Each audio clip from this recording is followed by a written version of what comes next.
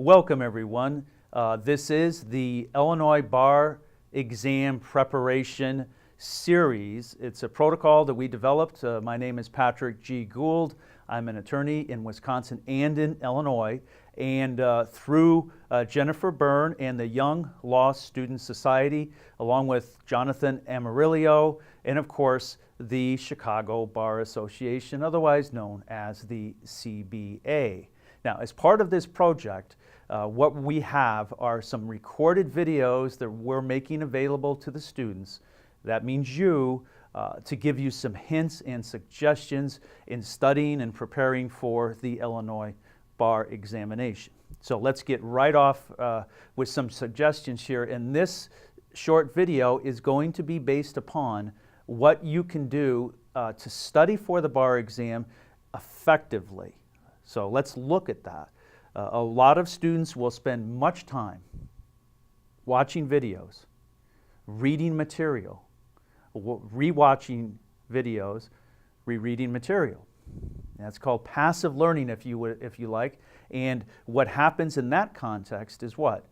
You reach a certain level of information, but let's look at that level of information. It's passive, so you haven't done what? You haven't actually performed the material.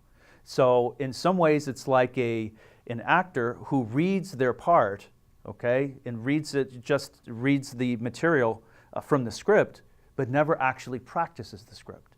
So what we're going to talk about here is some active learning techniques where you're actively learning the material so that when you get to the bar exam, it will be second nature to you. So let's look at that. One thing you want to do, and you want to do this all the way up to the bar exam, is to develop a one-page outline for each subject area on the bar exam. For civil procedure, for constitutional law, split criminal law and criminal procedure into two subject areas. Same thing with wills and trust, have two separate. Do that with all the subject material. Now, why would you do this? Well, one sheet of paper makes you focus on just the important concepts. We call those issues. Okay, so for example, we have a murder issue for criminal law, and it has certain sub-issues in it.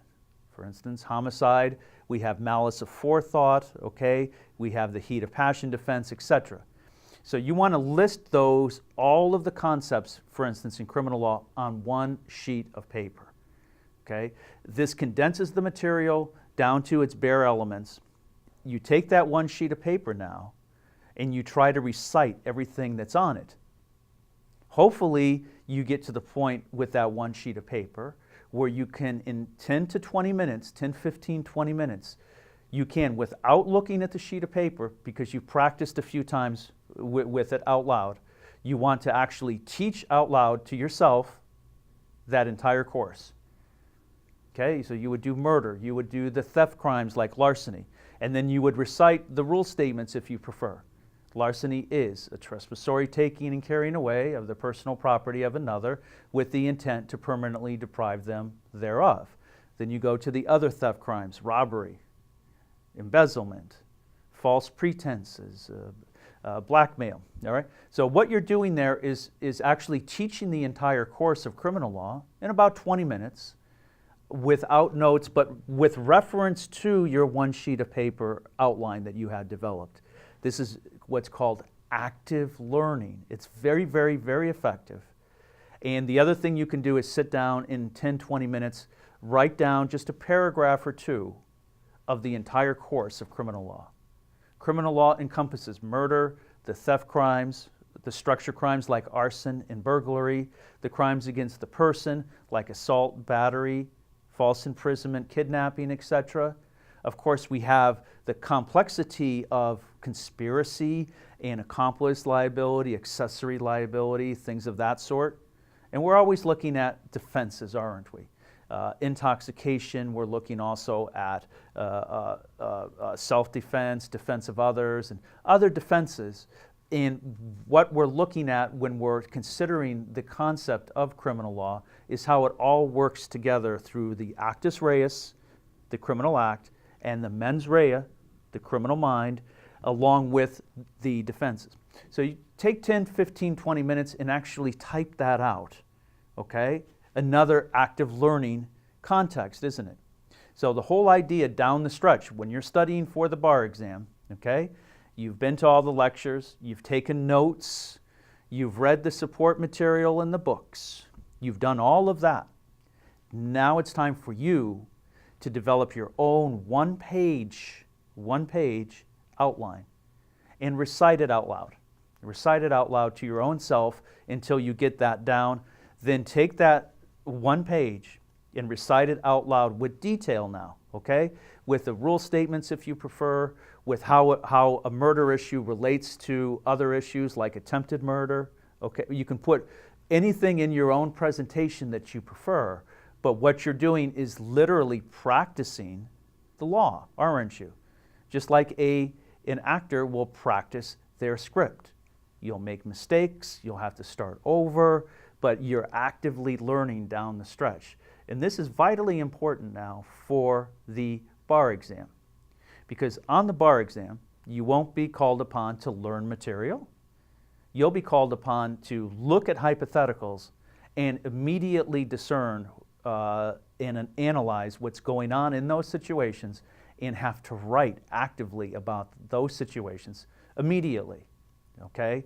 So the active learning context of actually getting out there and talking about the issues is very, very, very helpful. Now, one last learning technique, which is also very helpful, is to just take the major issues. Okay, for instance, let's take secure transactions. What are the major issues in secure transactions? Well, it's very linear, isn't it? First of all, there has to be attachment, okay, and after attachment is perfection, and then after perfection, you're often looking at priority, okay? So it's very linear. So what you want to do is take the other major issues. For instance, what are the three things that are considered for attachment, the three elements, right?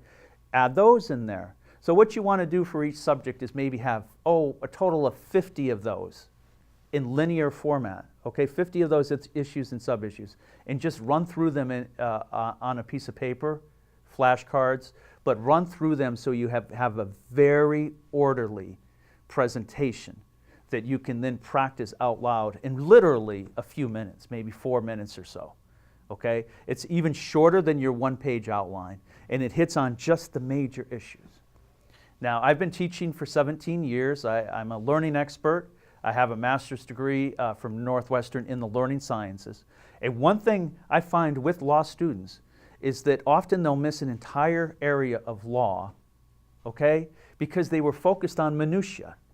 They were focused on this little tiny area of law, and they're studying so hard, you know, the night before the exam, and they miss the bigger picture. They miss the broader context of what they're looking at. They miss the big issues, in other words.